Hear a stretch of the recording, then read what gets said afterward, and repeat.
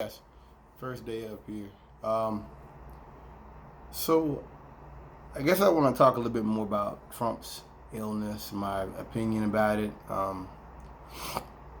Listen to Hassan Abi on my drive up last night. Um, I watched him a little bit. He's a little bit profane, I mean, these millennials, that's just, I guess, it's kind of the way they are.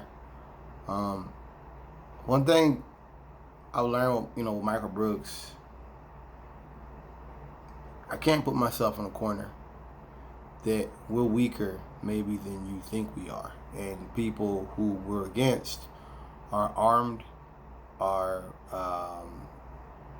prepared for violence. And so just because someone curses a little bit or doesn't agree with what I agree with, or doesn't necessarily have the same opinions I have, I can't be so quick to push them off when they are ideologically correct. And, I mean, he's a millennial, cursing and all that. Whereas I'm a dude that was kind of raised that when you've got a moment at the podium, try not to curse. Try not, that's just, you know, um, that's Hassan. But Hassan's a pretty smart guy. And actually, I knew about him, but one way I learned about him, he did a thing with Michael Brooks. And I think that after Brooks died and I was researching, I was looking for anybody that connected to Michael Brooks so I could kind of branch out. Remember, before he died, I wasn't really a socialist. I was just sympathizing. Hassan, got into the thing with Trump that Trump deserved. He deserves getting sick with with COVID and all that stuff, and how we can't really openly say that. And he talked about how conservatives are going to try to say we wanted Trump to get sick, and how that's bullshit. And he played a clip where Trump was making fun of Hillary back in 2016 because Hillary had pneumonia or something. I want to take that clip and just play it for everybody I meet. It's like between the tweets and tweet stuff Republicans have said in the past, there's so much stuff to show you how far the Republican Party has really fallen. And they don't want to admit it the way a junkie doesn't want to admit that they're a shell of what they once were. That a person that was used to wear three-piece suits and not a hair out of place and the tie and pants tucked in and good shape and healthy, and they've gone from that to bathing maybe once a week and looking for the next fix and not working and things like that. They're not going to admit that, but they've fallen off. Because when you're making money and stuff like that, you're always planning, like, what's your next goal? Like, I gotta get my car oil changed. I want to get some tires for it. Things like that. Those are goals. When you're a junkie, when you're under something, you don't have goals. You are solely, you tunnel vision, and that's what Republican Party is with Trump. Look, I'm gonna go out. Look, I'm gonna approach this the way I approached the Herman Cain video when I was with HD. Herman Cain's passing after the Tulsa event. Well, I'm gonna say I believe he got it from going to the Tulsa event, and the reason why it's so hard is it's sad. I mean, the guy had cancer. So he had an immune system was already compromised. Then he's joking. He's making tweets about how we're tired of this and the Patriots and all this. And then he gets sick, and he's in his deathbed, and someone's tweeting using his handle, talking about it isn't that serious, and he's dying. It's stuff like that that just makes me realize Republicans are a death cult. They are. And I don't just mean that like Nazis and marching in the street, and no, that ideal. That ideal of capitalism and the rich and all that it's kind of like a cult. It's cult thinking in certain ways if you really look at it. That's the best way I can explain it. It's cult stuff in that. Real talk. because and no one even really talked about him dying, which is sad. Isn't it crazy? I'm a socialist. I'm on the left, and I'm sitting here talking about a black conservative that I probably had nothing in common with when he walked this earth, and I actually did a video reflecting upon his death. But I'm a socialist. I'm a communist. I've talked about soldiers. I've talked about the 9/11 relief, the 9/11 fund. How the Republicans tried to cut that. But I'm a socialist. I hate the troops, right? But I'm here. I'm talking about how they're doing them dirty. See, one thing about between the pandemic, Trump's taxes, and all that is that I realized that Republicans, they represent a brand, but they don't really care about it. You know what I mean? Like they like the police for what the police represent.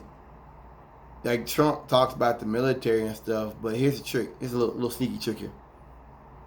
If he's not paying his taxes, he's not paying his fair share towards the troops, towards the police, towards the first responders, is he? Yeah, ain't that funny? Funny how that works. I don't know, maybe that might have confused y'all there.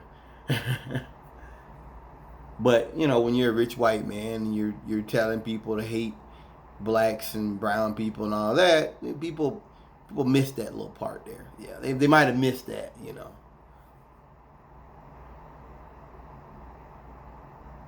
I'm gonna say the same thing I said on the video with Herman Cain. That Herman Cain probably had a will. His family's taken care of. You know, he chose to go to an event without masks, and he got sick. I realized, like, living in the South, conservatives are kind of like hillbillies in an old raggedy pickup truck, driving drunk. And people are like, hey, be careful out there where you like to do your off-roading at, because cliffs, and you can run over the cliff. And rednecks like, I don't give a damn. And then they run off the cliff and they die. And their family wants the whole town to feel bad for them when they've been warned multiple times to be careful. That's what Republicans are. They want to make fun of you for wearing masks. They want to mock you for wearing masks. They want to do all this stuff. But then when the president gets sick, and then when, you know, people around the president get sick, we're supposed to feel bad. No. Because, you know what I mean? Like, that's how you know how far right America's really going. That it's like Republicans do fucked up shit. And even when they do stuff that's fucked up, and we've been like, hey, don't do that, the rest of the country is like, well, we should morally support them. No. That's what they do with us. What did Trump say with the pen? What did they say about funding New York? And Barr was talking about cutting off New York. And that we're not going to help them with their pension funds. You know, failed liberal policies. Anybody remember that? Might have forgot that part. You might have forgot that. I'll forgive you. You might have forgot that one. I ain't forgot that. That was nasty, and it was dirty, and it that's that pimping stuff. He basically like pimping you, knowing that you need the government. They don't need those areas because, like Trump said, those aren't his supporters. Those aren't his base. So Trump don't care if California, Los Angeles or California becomes insolvent. So what? They weren't gonna vote for me anyway. You know, when you do this and you break the country up so much, I can't back you, and I also can't feel sorry for you. You know, I hate that. Donald Trump, just like Herman Cain, has money. He's got debts and stuff, but he's got money. He's got assets and things. If Donald Trump dies as a result of sitting up here and playing games and pretending like pandemics don't exist, viruses don't exist, and blaming it all on China, and presenting opposition information about Dr. Fauci, why would you do that as a president? Why would you put out opposition information about the director of the CDC. Like, why would you do something so fucking stupid unless your intention was to take away from everything he's saying and he's trying to do? So, as someone who's done all that, if he dies of COVID, I won't feel bad because his family be taken care of, just like what's the names? See, I'm at the point in my life, and you got to get here too, where I'm going to respect people as much as they respect me. That's my Keurig right here. I'm gonna respect you much. If you choose not to respect me, well, I'm just gonna take it from there. That's what I'm gonna do. I'm gonna take it from there. But I'm not gonna sit here and pretend and feel bad for someone who goes out of their way to disrespect me. That should be obvious. That should be obvious. One thing I learned driving trucks is that with some people, you can respect them more than they respect themselves. And they think that's weird. They're used to being, mistreated and disrespected, and they're used to people not giving them full undivided attention and, things like that. And so this is the way it is. They don't, I'm not going to tolerate disrespect in my life. I made that decision quite a while ago, and I have to, keep that in mind. Trump disrespected us collectively. As a whole, we've been disrespected because we've got a government that's not operating in a proper fashion. We have a government doesn't have proper priorities. We got a government that just, the disease will go away. Sometimes it's kind of like I can tell conservatives don't like everything Trump does. Like, Trump goes too far. See, this is the point I try to make all the time. Trump is not a deviation of the last 20 years of American foreign policy. He's not. All these Lincoln, I don't like what Trump said. I don't like this. Yes, but is anything he doing a deviation of American foreign policy? So you're against Trump, but you weren't against the Iraq War, the torturing. You weren't against the war crimes American soldiers committed. You weren't against the renditioning. You weren't against all the stuff that Snowden came out with and was proven he was right about. You were for all of that, but you're against Trump because he called somebody Pocahontas. You're mad about that. Or he said grab him by the pussy. Oh, you're mad about that, right? Like Michael Brooks said, we've got to understand the institutions that gave him power. And going back to the creation of Homeland Security, going back to all that, going back to that culture, the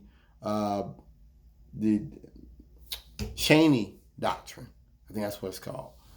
The 10% doctrine. Where he talked about basically going to war with anybody that in any way disagree with the American government.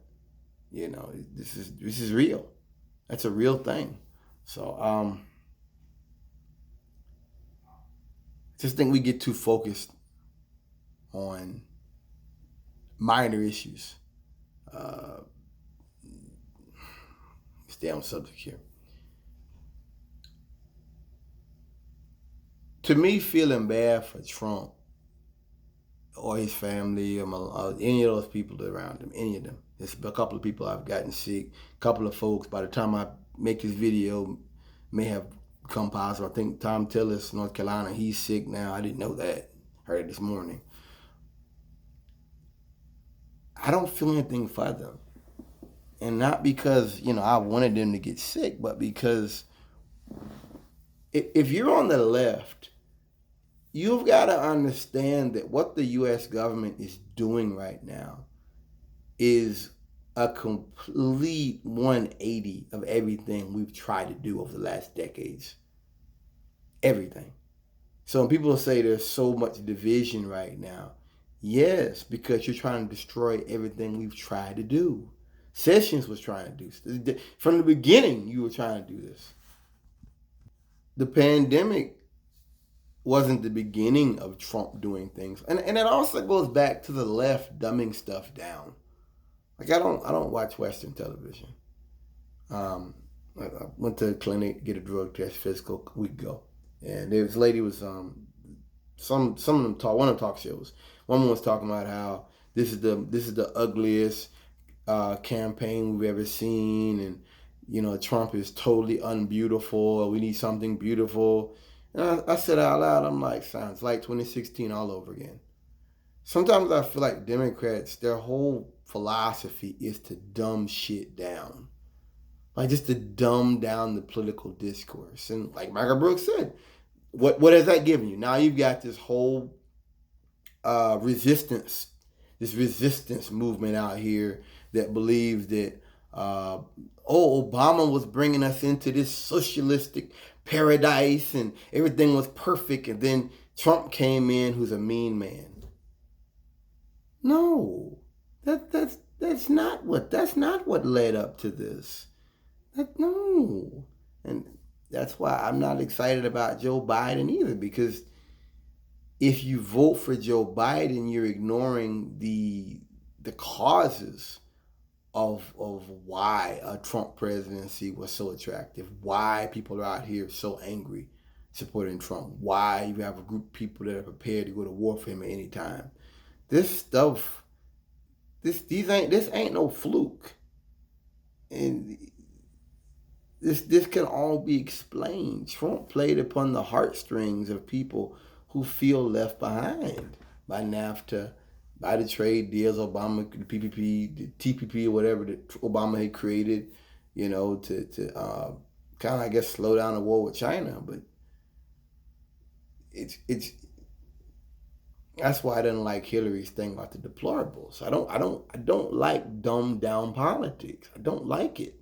I don't like it. It does not work because they're not doing that. Trump, he engages in conspiracy theories and all that bullshit, child sex trade and this and that and the other that has no merit. But that's not dumbing it down per se. It's just lies. That's lies and twisting it.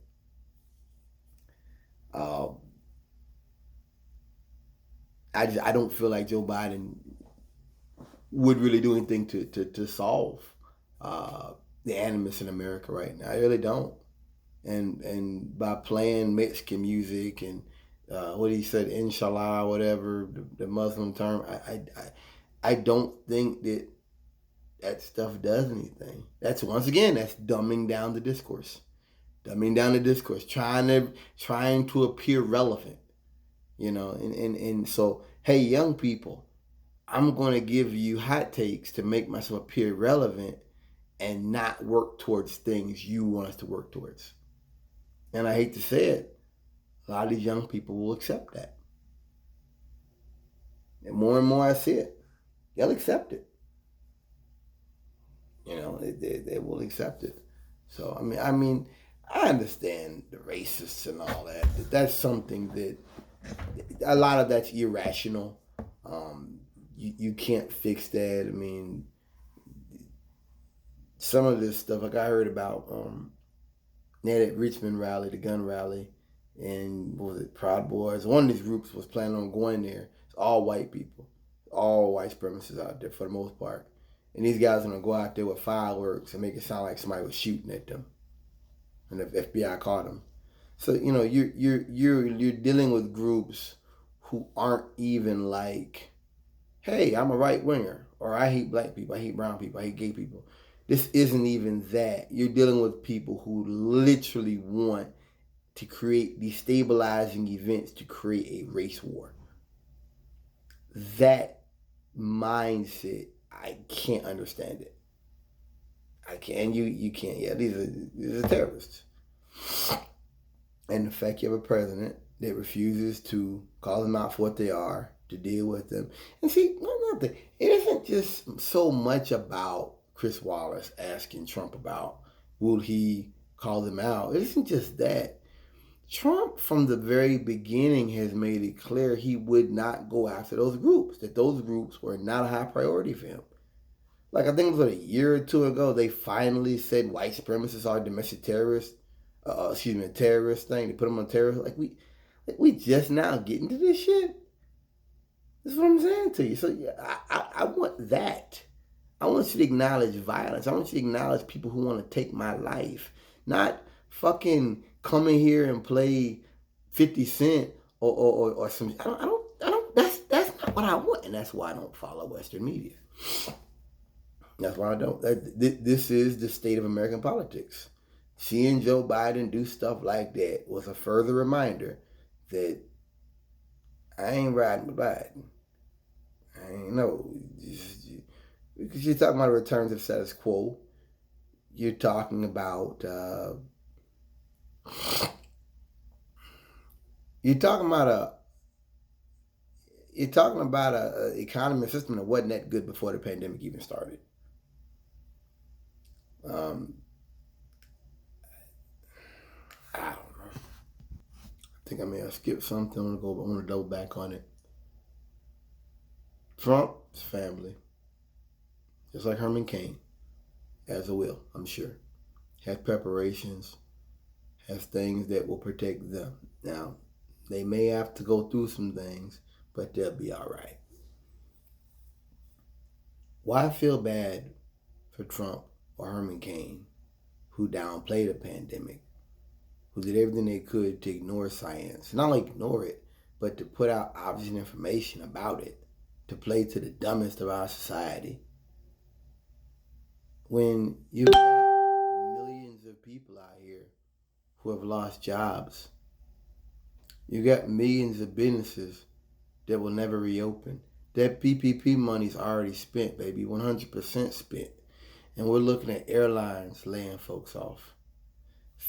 Feel bad for them. This is what I meant. I went off subject when I was talking about caring about people who respect me. I care about you if you care about me. I respect you if you respect me. If you respect yourself, I'm not going to care about people who do dumb, stupid shit. Like that, no. Go out here. No, what is that? That's not how police think. Hell no. It ain't how they feel about us.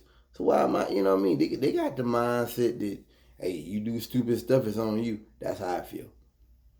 And if you want to walk around here and downplay a pandemic and hold rallies of thousands of people where no one's got a mask on in the middle of a pandemic, you get what you deserve. I do not feel bad for you. And this shouldn't even be controversial of a statement to make. It shouldn't be controversial.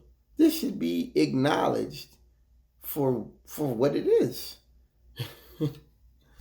You know, we're adults. You're an adult. Trump's an adult. You know, and there's a time where I thought rich people were smarter than everybody else. You know, like I believed in white supremacy and all that. Believed in white supremacy and all that. And dealing with Trump is just a reminder that they're no smarter than me or anybody else.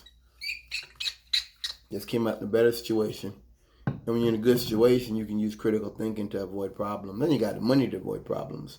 When you're poor and you're black, you do stupid stuff, you can very easily catch a felony. You can very easily see. I guess I believed at one time that white folks, like, the law was important to them and all that shit. And I just realized with Trump that was bullshit. I was wrong. They just know how to get around on it because it was designed for them. And that when you've got money, you've got means, and you've got people around you, you've got networking, you're okay. But when you're just some poor black dude on the street doing stupid stuff, they can throw you away. I mean, I believed in all. Like when I was a kid, talking about black folks want to pay their taxes and Mexicans don't want to pay their taxes. I believed that shit, and I just felt like Republicans were like people that maybe took the law a little bit too far. Were a little bit too extreme about certain things. And with this tax thing, with Trump getting shit, I just realized Republicans are full of shit. You guys are full of shit. And you use these things to make us feel bad and to like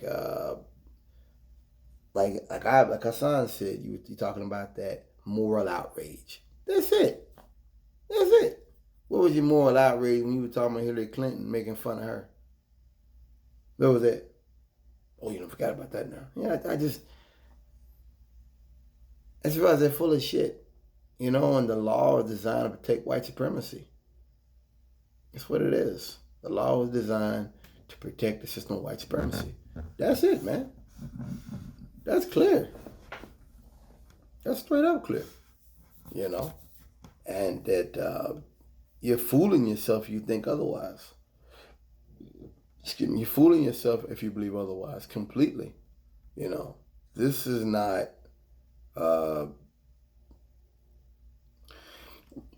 We've never had the West Wing. The Republicans have always been dirty. They've always been engaging in voter suppression. They've always been engaging in Willie Horton stuff. They've always been engaging in race baiting, gay bashing, sexist stuff. Like, this is the Republican Party. And it's just harder to hide it now. Maybe they don't care. But they've always been like this. And it took Trump for me to get it that, hey, we don't care about science. We don't care about whether this is right or wrong. We are here for the institutions. We're here for the rich. We're here for the billionaires. You better wake up. You better get it. Seeing Tim Scott come out and say that he thinks that Trump was mistaken when Trump said on stage to a worldwide audience that he believed the Proud Boys should stand by but stand ready. That hurt me. I don't respect Tim Scott. I live in North Carolina. I don't respect Tim Scott. I know there's plenty of black coons in South Carolina. There's plenty of coons down there. I get it. Hey, that guy that shot up the Charleston church, he had some black friends. Don't be fooled. Just because somebody got confessed. There's plenty of black coons out here. Hell yeah. That hang out and try to legitimize that racist bullshit. But that bothered me. Because I'm not saying black people are a monolith. But if you're black or you're brown or you're gay or whatever, if you're anything other than straight white, blue-eyed Christian, you should be able to figure out what's going on in this country right now. And if you can't, you better pick up a newspaper or take a look around. How are you confused? I mean, they asked him a straight up question about white supremacy. And then he's like, well, you name something. He shouldn't have to name one. The fuck you mean? So I was like, what you mean? They all represent the same thing. Same thing with Sessions though. They asked him, he didn't know what Proud Boy, he know what skinheads. Yes, because that's not something he's worried about. And when you have a politically operated administration that's not designed to create policy, that's not designed to deal with problems we're facing and deal with future problems, that's not designed to make the world a better place, that's not designed to maybe get close to our allies. When you have an administration that does not make any of those things a priority, this is what you get. You get people who don't know what the Proud Boys are, who don't know what the Klan is, who have to sit there and think about what skinheads are. This is what you're dealing with. They're not stupid. They think you are. And if you're dumb enough to sit here and make excuses for who and what they are, you get what you deserve. I knew that back then with Sessions that we're dealing with a white supremacist administration, and I guess I thought they'd be a little bit more sneaky about it. I mean, Trump telling people to vote twice, which is a crime, telling people to go up in the polls and sneak around and stuff, that's a crime. That is a crime. I mean, this is like a Klan. This is like a Klansman 40 years ago. This is stuff that they would have done. And hopefully no one takes him up on this. Hopefully it's just talk like everything else. It's just like when they had those Unite the Right to. Hope it's like that. Nobody came. Like 20 people. Hopefully that's what happens in this case. But it's just the fact that Trump is saying things that are so dangerous and so illogical. And he's saying things that could get a lot of people hurt. And we already know a lot of law enforcement is down with white supremacy too. They're completely infiltrated. The FBI don't came out with that.